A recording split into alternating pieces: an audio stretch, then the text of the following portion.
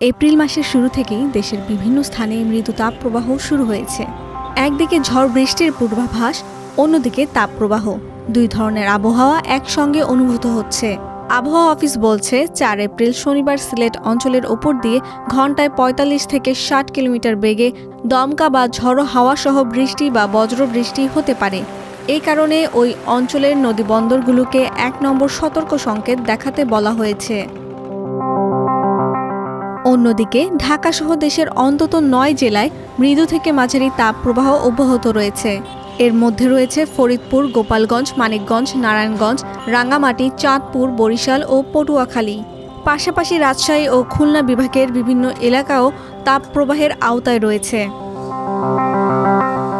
আবহাওয়া অধিদপ্তর জানায়, পশ্চিমবঙ্গ ও আশেপাশের এলাকায় একটি লঘুচাপের বর্ধিতাংশ এবং দক্ষিণ বঙ্গোপসাগরে মৌসুমী লঘুচাপ সক্রিয় থাকায় দেশের বিভিন্ন অঞ্চলে আবহাওয়ার এই বৈচিত্র্য দেখা দিচ্ছে।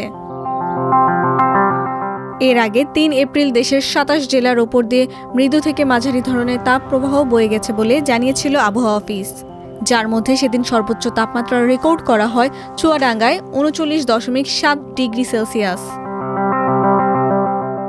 ৪ এপ্রিল সকালে অভ্যন্তরীণ নদীবন্দরের পূর্বাভাস বলছে, সিলেট অঞ্চলের উপর দিয়ে ঘন্টায় ৪৫ থেকে ৬০ কিলোমিটার বেগে অস্থায়ীভাবে দমকা বা ঝড়ো হাওয়া সহ বৃষ্টি ও বজ্রবৃষ্টি বয়ে যেতে পারে। সেজন্য ভোর ৫টা থেকে দুপুর ১টা পর্যন্ত ওই অঞ্চলে নদীবন্দরগুলোকে ১ নম্বর সতর্ক সংকেত দেখাতে বলা হয়েছে। সন্ধ্যা থেকে পরবর্তী ২৪ ঘন্টায় চট্টগ্রাম ও সিলেট বিভাগের ২-১ জায়গায় বজ্রবৃষ্টি হতে পারে। এছাড়া আংশিক মেঘলা আকাশ থাকতে পারে। এ সময় দিনের তাপমাত্রা সামান্য কমলেও রাতের তাপমাত্রা কিছুটা বাড়তে পারে এবং তাপপ্রবাহ কিছু জায়গা থেকে প্রশমিত হতে পারে।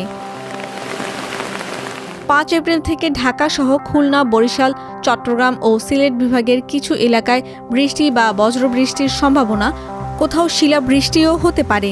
এই সময় দিনের তাপমাত্রা সামান্য কমে যেতে পারে এবং রাতের তাপমাত্রা ১ থেকে ২ ডিগ্রি সেলসিয়াস কমতে পারে। একইভাবে ৬ এপ্রিল থেকে বৃষ্টিপাতের বিস্তৃতি আরও বাড়তে পারে। ঢাকা, ময়মনসিংহ, খুলনা, বরিশাল, চট্টগ্রাম ও সিলেট বিভাগের কিছু জায়গায় এবং রংপুর ও রাজশাহী বিভাগের ২-১ জায়গায় বজ্রবৃষ্টি হতে পারে। একই সঙ্গে কোথাও কোথাও শিলাবৃষ্টিরও সম্ভাবনাও রয়েছে। এ সময় দিন ও রাতের তাপমাত্রা আরও কিছুটা কমতে পারে। ৭ এপ্রিলও দেশের প্রায় সব বিভাগেই বৃষ্টি বা বজ্রবৃষ্টির প্রবণতা দেখা যেতে পারে।